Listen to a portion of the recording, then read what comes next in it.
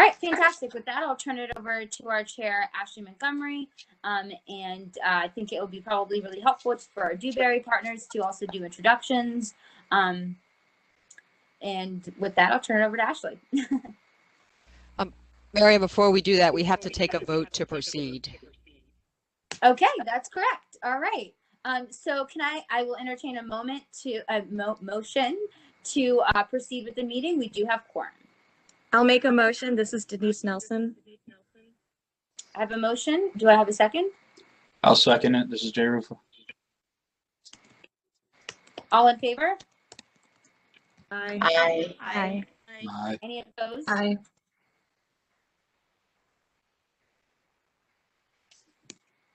The motion has been approved, and we will start the meeting. Thank you very much, Miriam. Appreciate it. All right. So I did want to take a moment to welcome our friends from Dewberry. I'm trying to click through now to see who from Dewberry is here. I know that Ashley is here, as well as Ms. Deepa is here as well. If you guys just want to quickly introduce yourselves, give us a little background, basically introduce yourself to the group before we proceed forward. That'd be great. All right. Hi, Ashley. This is Brian Batten. I'll just go real quick and then let Deepa and Ashley and the team introduce all themselves. But my name is Brian Batten. I'm the project manager on behalf of Dewberry for our support of the Commonwealth on this coastal master plan. And we've been working for a few weeks now, getting fully up to speed. And we certainly look forward to working with all of you and leveraging your expertise, your knowledge, and your work within the Commonwealth to help us work through this process and do a more complete job and reach more folks with this outreach effort. With that, I'll introduce Deepa. And Deepa, do you want to just go from there? You want to introduce yourself?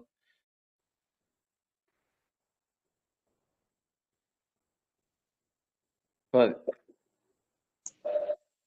coming off mute. Sorry about that. Thanks, Brian. Good afternoon. I'm Deepa Srinivasan, President of Vision Planning and Consulting, and we are part of the Dewberry team in charge of the outreach efforts for this project. So we will be working very closely with this. We're working with all of the subcommittees, but we'll be working more closely with this subcommittee in particular to make sure that we reach as many constituents as we can, and our messaging is as comprehensive as possible. So look forward to working with you all. Ashley? All right, thank you. Is Ashley unmuted? Yeah, Ashley Samaneski. I'm here. Hello, Ashley Samaneski. I'm also taking minutes, so I'm trying to type everything as everyone's saying. Hello, and we look forward to working with you, and I will be attending all of your meetings going forward to document everything. Thanks, Ashley. Johanna, do you want to do a quick introduction of yourself? Sure. Hi, all. I'm Johanna Greenspan Johnston. I'm a resilience planner with Dewberry. We'll be working on the planning element of this, and particularly how all of this is going together in our final the final master plan.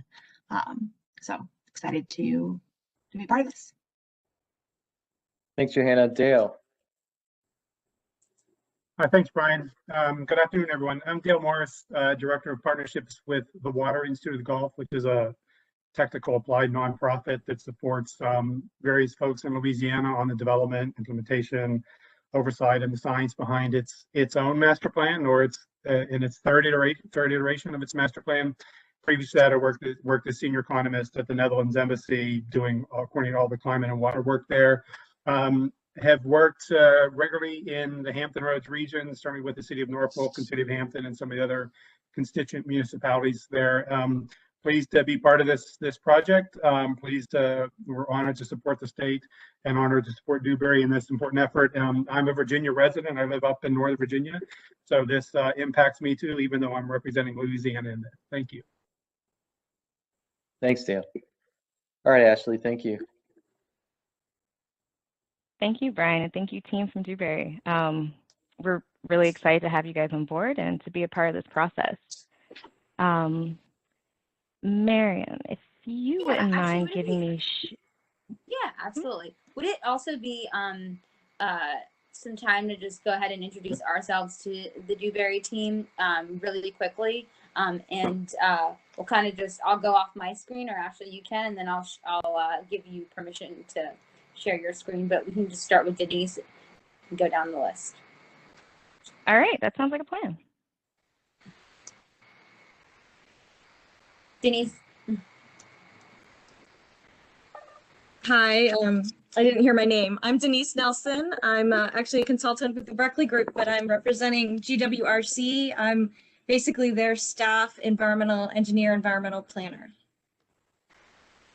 Fantastic. Jessica Whitehead, I know some of you have already mentioned where you're from, but just be great to just go over it. Jessica. Hello, everyone. I'm Jess Whitehead. I am the new executive director of the Institute for Coastal Adaptation and Resilience at Old Dominion University. I am still in the process of relocating to Norfolk, so I am currently coming to you from North Carolina, where my house is being packed up as we speak. So I'm glad to meet everyone, and hopefully as the meetings go on, I'll be in a bit more of a settled position. Great. I'll turn it over to Jay. Hello, everyone. Jay Rufa. I'm the Director of Planning and GIS here at Crater PDC. I'm the alternate for Alec Brebner, who's our Executive Director, but I've been working closely with a few of these people as far as the PDCs in the Coastal Resilience Plan. Awesome. Corey? Hey everyone, my name's Corey Miles. I work at the Northern Virginia Regional Commission. For those of you at Dewberry, if you're in the Fairfax office, we are located actually right across the street from you, across Highway 50. So I am excited to work with you guys.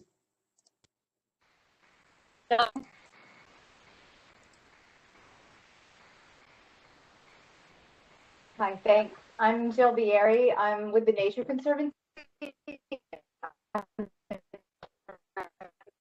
of the Virginia Coast Reserve. So I sit on the eastern shore of Virginia. Thanks. Kristen? Hi, I'm Kristen Owen. I am the floodplain and dam safety manager for Henrico County. Fantastic. John? Yeah, John Bateman, regional planner for the Northern Neck Planning District Commission. Also looking forward to working with Dewberry. They recently helped us update our hazard mitigation plan. Sarah? Hi, I'm Sarah Stewart. I am the environmental planning manager for Plan RVA for the Richmond PDC. Tracy? Hi, I'm Tracy Munyon. I'm with the Virginia Department of Housing and Community Development, and I am the Resiliency Program Manager, primarily managing the CDBG National Disaster Resiliency Grant with the City of Norfolk. Fantastic. Did I miss anybody? I'm just going off my list.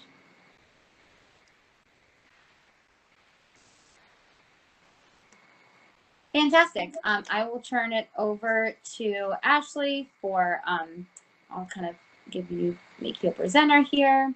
And again, thank you all so much for being here. We'll kind of get started.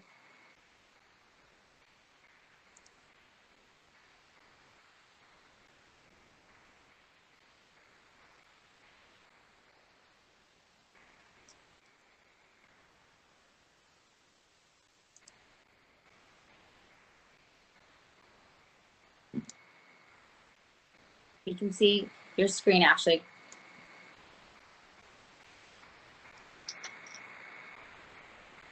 But if you're speaking, hopefully you Can't hear you.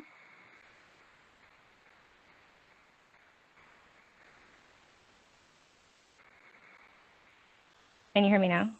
Yes.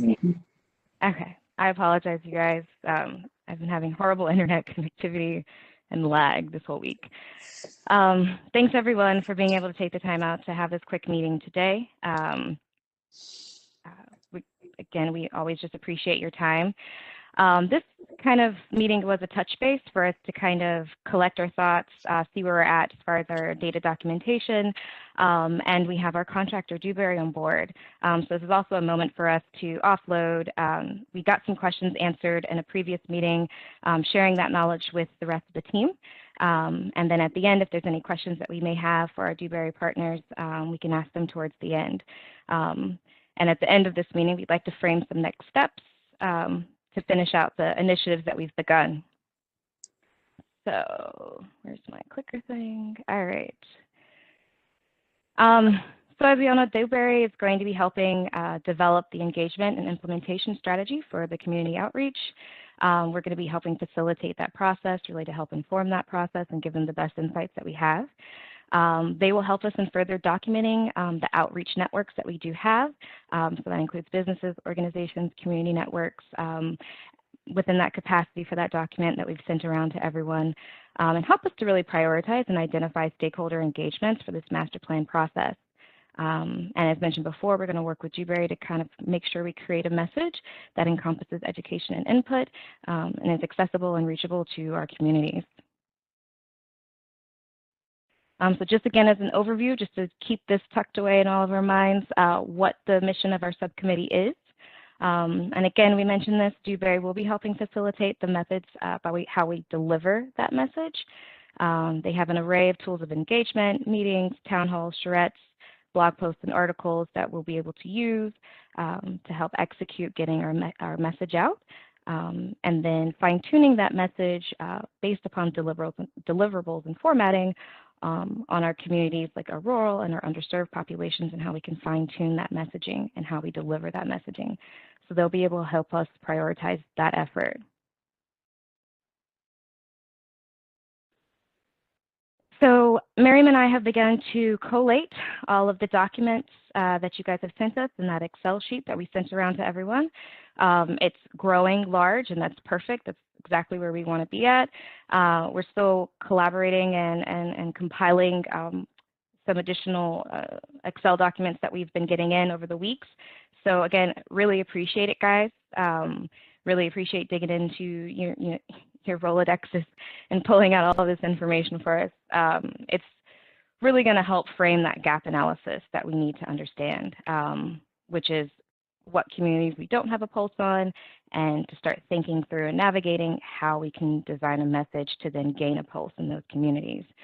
So Dewberry will be helping us to flesh out this list. They will be adding their own resources as well, so that we can have a collective effort and a holistic kind of look and a framework as to who it is that we are contacting. And so this database will be helping Dewberry and helping us to prioritize those stakeholder meetings throughout the master planning process. So it's really important to get that in and to really fill it out to the best of the capacity that you can.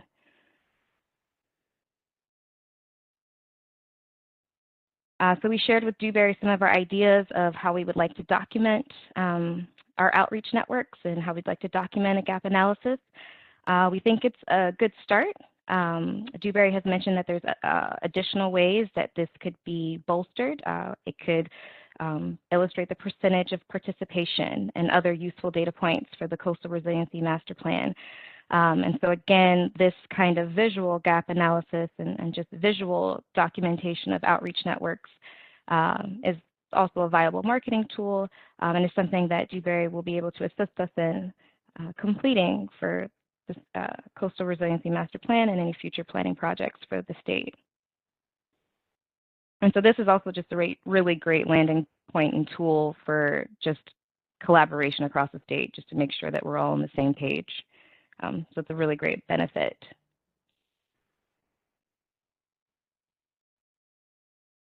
All right. So as far as collaboration with Dewberry, again, our intent is to feed them the information that we have. So we're already kind of on a great track. We've been collating the data. We've sent to them what we have thus far. Miriam's working to compile the rest of our data.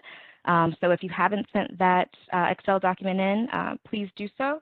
The quicker the better. So that way Dewberry can have all of that at their fingertips, can kind of process that list and the data in that list, and start to map out what networks we have and where we have a pulse. So just continue to support Miriam in that effort and submitting that information to her. There's one point we haven't really touched on yet, and that's really refining our message. I know that Dewberry will be holding a presentation during our next TAC meeting, and so we'll get to understand more about schedule and process and how we'll be moving forward in the future. But what we need to start working on to be able to feed this information to Dewberry is our messaging, the overall awareness messaging. If we could start to frame a narrative, so start thinking through a vision statement, some narratives, what's important to tackle, and we can do this individually, because I know we don't have a collaborative software that we can just all work on together, but maybe we can do this as word banks separately, and then send this information to Miriam. We can compile that. We can start to pick out themes that everyone's kind of honing in on, or what's important to the committee, and start beginning to frame a narrative for that messaging. Yeah. So for our next TAC meeting, I would like it if we could come to that meeting with some kind of motion forward in defining that narrative for the overall messaging. Ashley, if I can just interject and add to that, if we can set a date of maybe April 15th, if you haven't already filled out, and I can resend it again, including including alternates, and as many folks that you all want to reach out to. But if I could have those Excel sheets or your contributions by the 15th, I can turn it back around before our meeting on the 28th, and then folks can come up with ideas when then I will send you all the full version by the 21st, and that way we can have maybe a week or so for folks to start thinking about framing that narrative. So again, if you can get me your individual by the 15th, and then I'll send it out on the 21st. Ma'am, Ashley, can I ask a question? Absolutely. What are you looking for, the Excel sheet, the first Excel sheet you're talking about, or the Excel sheet dealing with the messaging? I'm looking for the first one. So I'm looking to collate all of the different organizations that we either have connections to, and then what you all are going to do is kind of start framing not just the narratives, but kind of figuring out where the gaps are.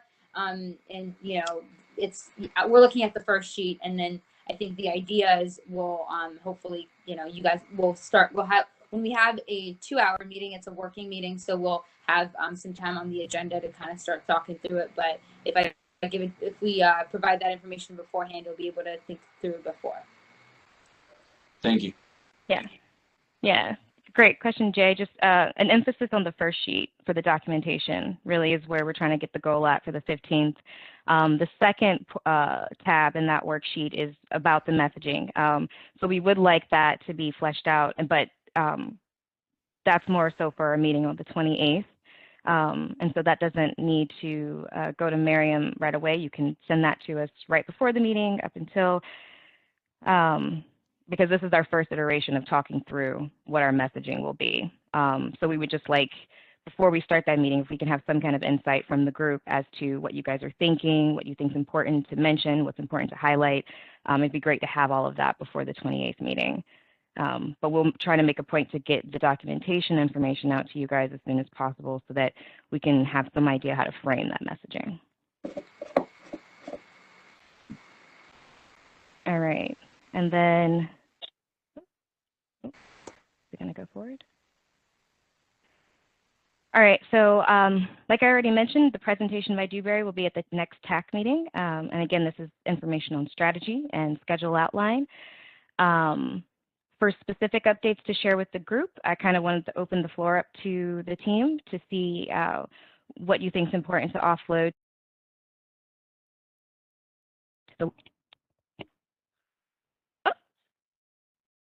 Hello? I think Sorry, I think you're back on now. Okay, cool. So to offload to the larger group, Miriam and I have kind of identified maybe sharing our framework for outreach, the diagram that we had shared our last meeting. Continue to update them on the documentation for outreach networks, explain our process for handing that information over to Dewberry, how that's going to inform decisions they'll be making, and kind of flesh out that stakeholder prioritization that will be happening in partnership with Dewberry. So those are kind of the working updates that we've discussed, but I want to put this to the group. Are there other elements that we've worked through that is important, that you feel is important to offload to the rest of the larger group, considering, cool, I didn't lose connection, sorry. Considering that a lot of our input is to feed the project identification as well as project evaluation.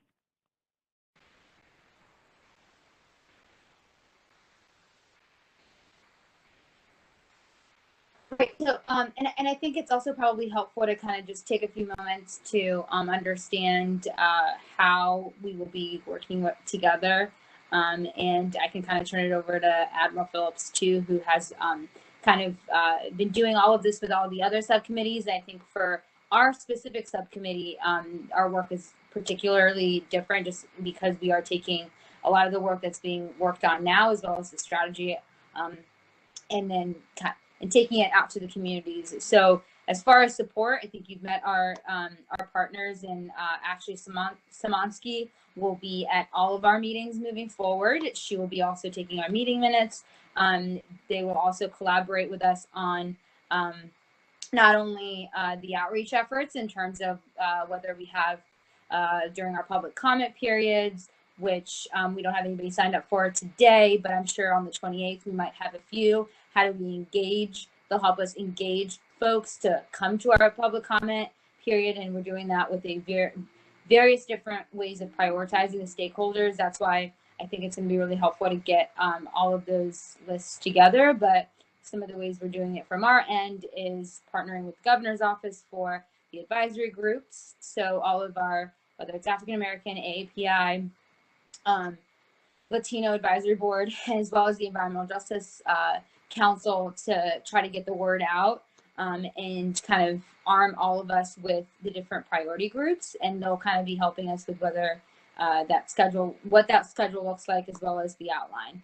Does anybody have any questions about what that partnership looks like, or, as Ashley just mentioned, specific updates that need to be shared? Oh, I see you. Denise, go ahead. I have questions from earlier material. We were talking about the Excel file that's called outreach documentation, and that's where we're listing potential stakeholder groups. It sounded like there was reference to another document where we're starting to compile outreach messages. Is that true? Because I don't have that one.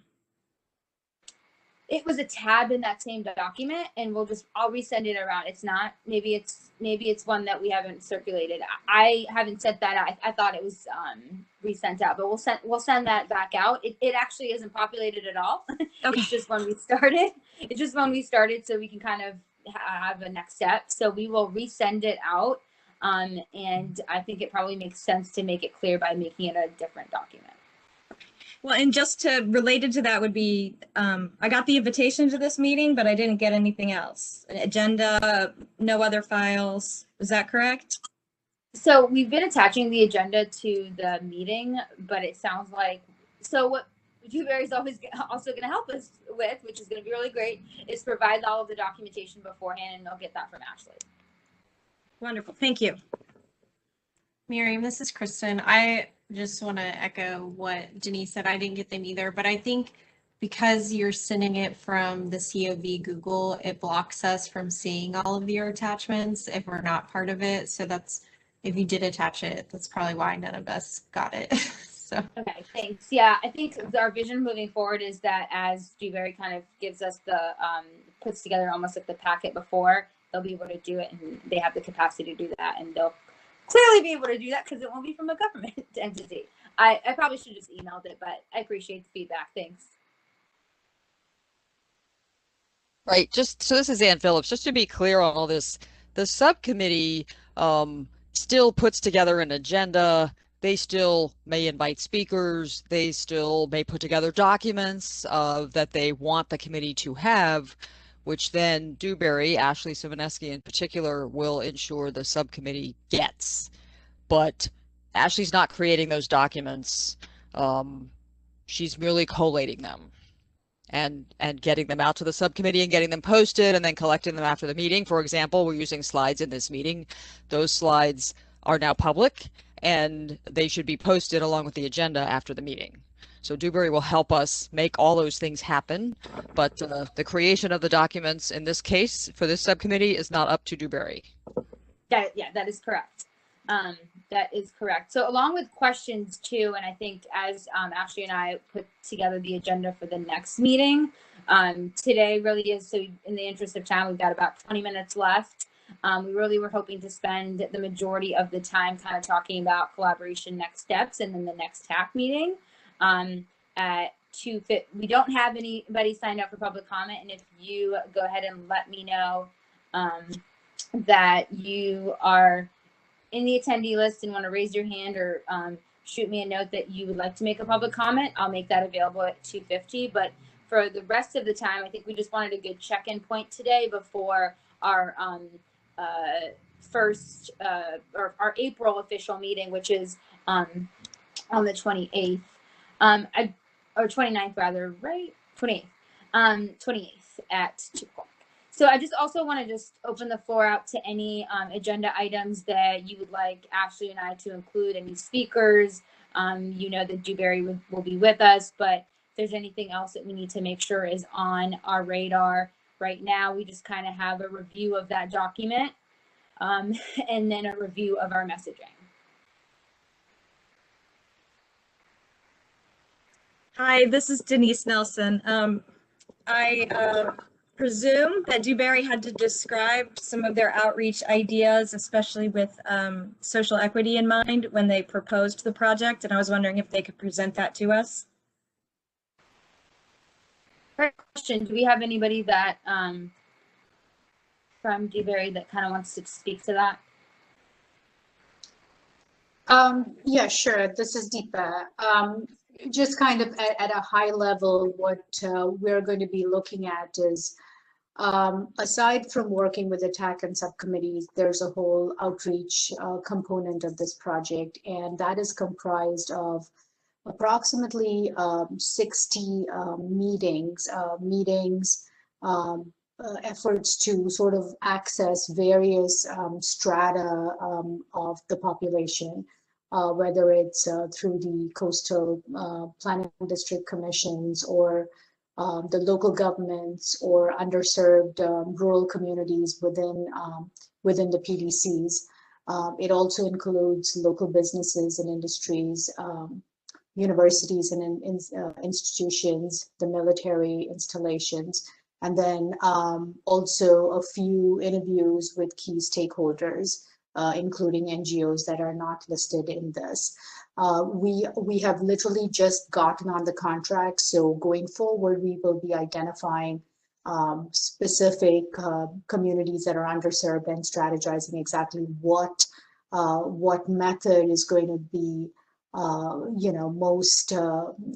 most pertinent to them, whether it's going out and conducting meetings or surveys or interviews or a combination of all of these. So those are things that we will determine based on further analysis of exactly where these underserved populations are and how they have or have not been involved in the past.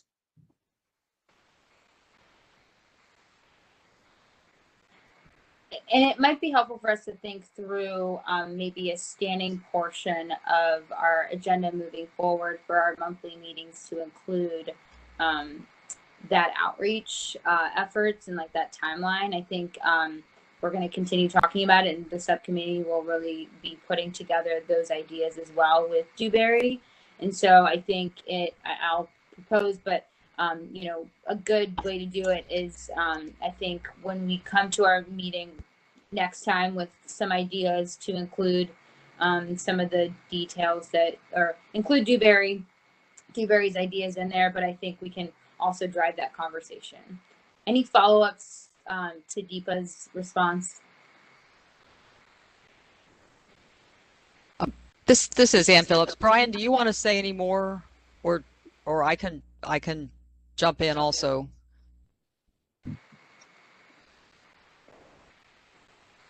Okay, silence says I get to jump in. So I was working on unmute, but go ahead, Ann, and I can follow okay, up. I beat you. Yeah, I beat you. You can follow up. So in working and negotiating the contract with Dewberry, we plussed up the focus on outreach considerably from what was in the RFP, which is a public document, so many of you have seen it. And so when Deepa was speaking earlier, she mentioned in numbers of engagements. There are 60 separate, specifically funded entities at different levels of engagement, meaning planning district level down to community level, including the business community, as Deepa described, where Dewberry is under contract under the basic award to help provide outreach services. So these are kind of targeted in two ways, thinking of the mission of the subcommittee. Targeting high-risk areas as evaluated by Dewberry's risk analysis, which they have just started, as they have just gotten started with their contract. So which will help us understand critical infrastructure, critical and vulnerable across the full coastal sections of the Commonwealth, the 8 coastal planning districts and regional commissions. But it will also target specifically vulnerable areas that are maybe our great risk soonest. And so those might lead into areas that we want to focus on some of the outreach that we're doing, communities that are particularly vulnerable, particularly at risk, and where there may not be a lot of understanding of what's happening or any understanding of this process that we're engaging in to try to present options over time. The larger strategy of this subcommittee, though, is how do we build a sustainable outreach strategy that will withstand the test of administrations and stay with this, and you all see my little blue slides, stay with this planning process over time. How do we get into the communities, show them what we're doing, take feedback from them, bring that back, and have that influence our planning as we move forward? Our being the Commonwealth, planning districts, regional commissions, stakeholders, agencies across the board. Particular focus on underserved communities, of course, that's throughout the framework and throughout our mission set here, but these things are all kind of moving along together. So Dewberry has funded tasking that they want to do. There's flexibility there. We may decide we need more higher level stuff and less community level work, or we may decide we need less higher level stuff and more community level work. So we can move that around. Also participating as a part of the outreach team is the Miles Agency, which some of you know of from their work in the Hampton Roads region. They'll be more specifically focusing on actually setting up outreach strategies over time, targeted to specific communities within the area where they have the most expertise. So they're also a part of this plan, though, for those who aren't aware of that.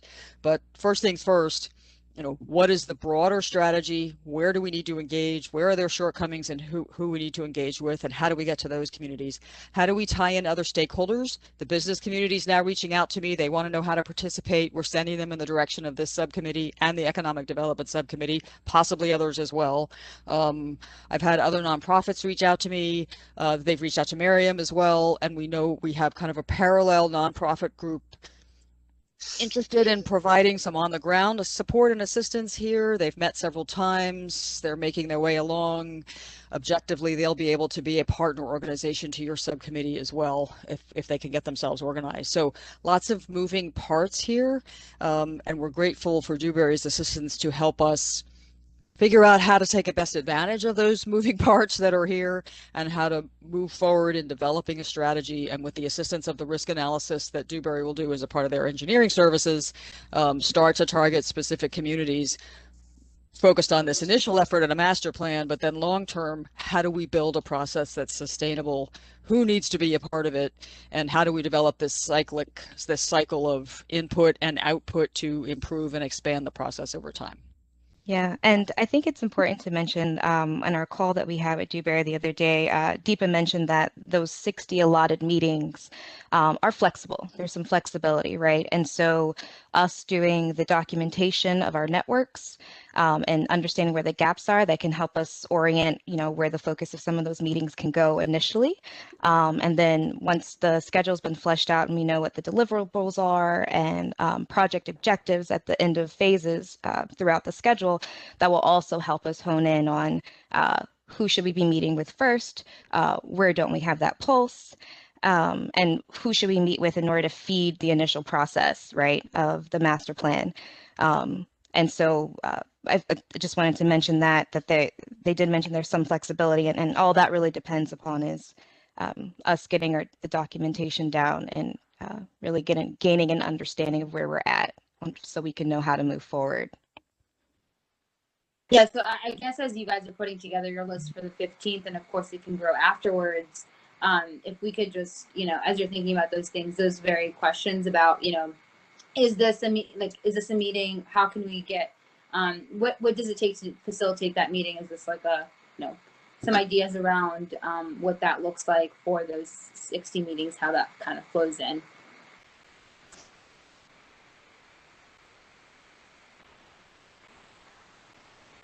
Hey, Marianne, can I ask a question? This is Jess Whitehead. Absolutely. Is there, and this is another question for Dewberry, is there a mechanism? Obviously, those 60 engagements are going to need to take place over time around people's schedules. Is there a mechanism set up for the committees to be receiving interim results as opposed to a data dump kind of at the end of that engagement process, just because we're all going to be doing our own work, not just this subcommittee, but the other subcommittees? And certainly lesson learned from North Carolina, when you have to have multiple data products being developed on the same timeline, we realized that we wish that we'd had a lot more periodic update as opposed to a data dump at the end, because we realized having even interim updates would have been useful further up sooner in the project chain.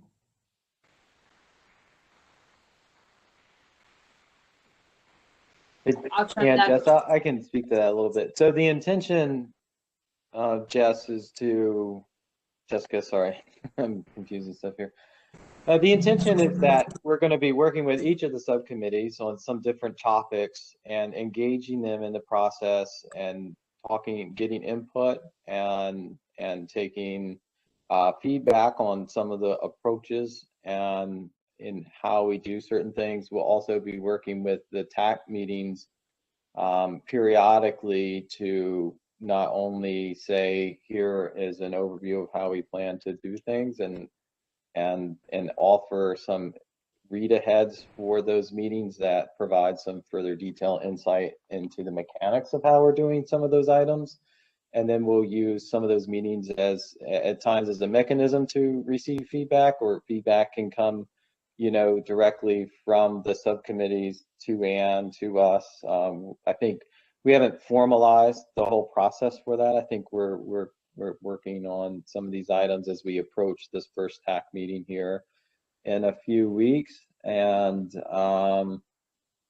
we'll try to continue that through the whole study process and be transparent as possible as we work and scope things. So some of that, there will be some, that said, there'll be some challenges with certain parts because the timeline is very aggressive, and we're working to, try to achieve that timeline within, and the scope within that timeline. So there'll be some challenges there, but we do intend to communicate, to show, what we're doing, to allow opportunities for feedback. And I think one item, and if you want to add on it too, is, there's been a lot of discussion that this is Virginia's first coastal master plan. It's a first iteration. We are trying to accomplish a lot in a short timeline. So there's obviously going to be some compromises. There's going to be a lot of lessons learned. There's going to be a lot of items that we may acknowledge we can't put our arms around that this year, but we can address it in the following years. So we want to be cognizant of that as we go through, and we want to put some of those items in a parking lot. We want to document them in the first master plan document as ways that we can build on this. We can achieve a better product in the future and everything else as we try to get this initial effort together and achieve some of these short-term objectives but with that eye to the long term as well. So I think there's different mechanisms that we can use to achieve all that. And the best thing I can say right now is we'll continually work to figure out the best way to make all that happen as we're, week by week trying to move forward with this. Yeah, and just it's also helpful to, as we build on that, Ashley, feel free to add on to that as well. But I think as a subcommittee too, we are able to maybe set 2 checkpoints, between now and the end of the year for us to have our interim check-ins, and so we can pick those meetings. So I know we have monthly meetings, but maybe if you all want to do that as a subcommittee, kind of just get together and what have we done so far, so to speak, because what Dewberry's going to work on as far as implementation and supporting us is like a longer project. And if we just want to make sure we have a couple touch points or interim check-ins, I think that we can build that into the agenda for this year.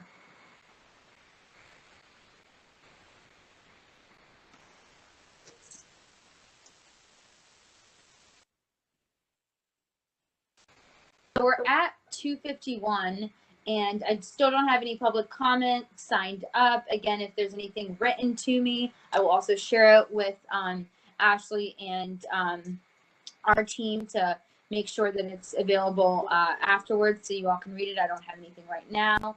This is kind of a good time, and I'll just pause for a good time for any of our folks that are on the back end that are attendees to raise their hand if they'd like to speak.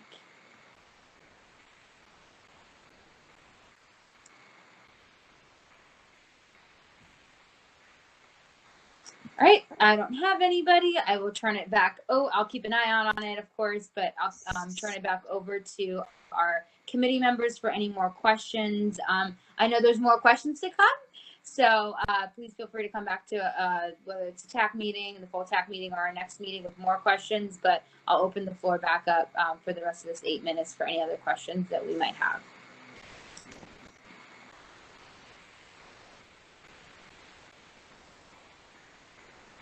Ask a question?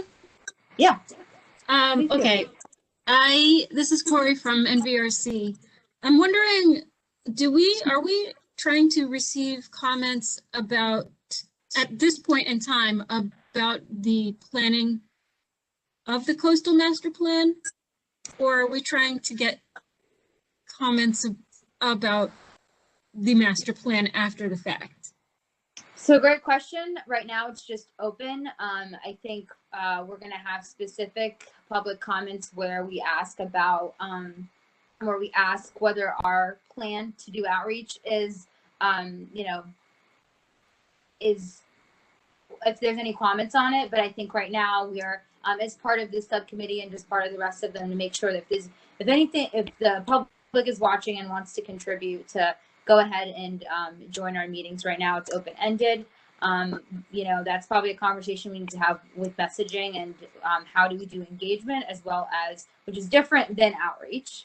And I think we know that, just kind of, doing outreach to let people know this is out there, but, engagement in terms of the work that we're actually doing. So I think that's kind of to be continued there.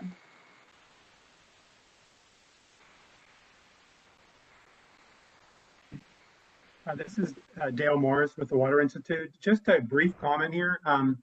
So the Louisiana Master Plan, the first one was in 2007, and the first major one was in 2012.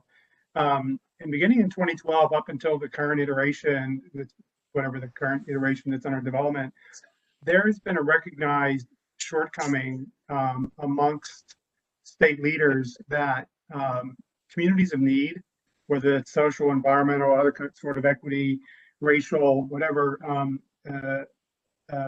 needs, they are very disassociated from the master plan as a process, and the master plan as an investment strategy, and the master plan is something that's going to do good for them, right? So in the analysis, it's been clear that Louisiana has needs to do a much better on that outreach, and I'm just curious if that is the goal of this committee at this point, or subcommittee at this point, or is this something that we get through this first iteration, acknowledge it, do the best we can, and try to make that a focal point for the future. Because widespread acceptance and understanding of the benefits of the master planning process and the investments related thereto or that stem therefrom, that's going to be crucial for widespread acceptance that this is something that is an ongoing need, just like a regional transportation master plan is an ongoing need. Yeah. So thanks for bringing that up, Dale. That is, I think that's something that this committee is well aware of, and we're trying to really embed ways to really address that. That's why when we started talking through what our messaging would be, we talked through there's two levels to this, right? There's lots of counties and planning areas that deal with resiliency planning. A lot of our PDCs are very involved, and some cities aren't. And so a part of that documentation effort is to also understand who's had that kind of engagement. And so that kind of graphic map that we were talking through yesterday, I really appreciate the points that Deepa made about how it could also show the number of people that are committing to this conversation, especially within those rural and underserved populations. Because I think a lot of us are very familiar with the same faces showing up in our, town hall meetings in our spaces. It's the same faces. So there's an expressed intent with this group to really make sure that we're reaching out to everyone, which is why we tried to start from understanding where we were at first. And we would like to work with Dewberry to really target and pinpoint those communities that are underserved in the rural first, because there's a large education component that has to be developed, and you kind of have to meet people where they're at, and they're not going to understand master planning concepts, but they can understand the everyday because they experience it every day. So it's going to take a different type of messaging from this group, and so that's something that we are trying to consider and are very aware of, and we'll be happy, very happy and excited to have your voice and Dewberry to help us flesh out how to navigate that. Right. Yeah. Just a lesson learned from things in Louisiana, but also other work I've done through various engagement and outreach efforts is once you have established ties with these communities, they often provide very important ground truthing of model data and GIS data and other things that you think you know from maps and research, but these communities can say, well, no, it doesn't really flood on that street. It floods over here when the wind's blowing from the southeast. So they can, so going forward, I think that is probably beyond the scope of this first effort here, but going forward, I think that is something to be able to try to build into the to the education and the engagement aspect of a long-term master planning process. Yes, I agree with that. They hold silver bullets sometimes, and they truth check us. Yeah, and I think one of the things we've been talking about too, and I know we're hopefully on the end of this pandemic, but just seeing how that factors in for this outreach, I think is a big point to make. Just, our maps can say one thing, but there's a lot that has happened and a lot of different inequities that will probably just continue to get in the way of even being able to get the materials out there and whatnot.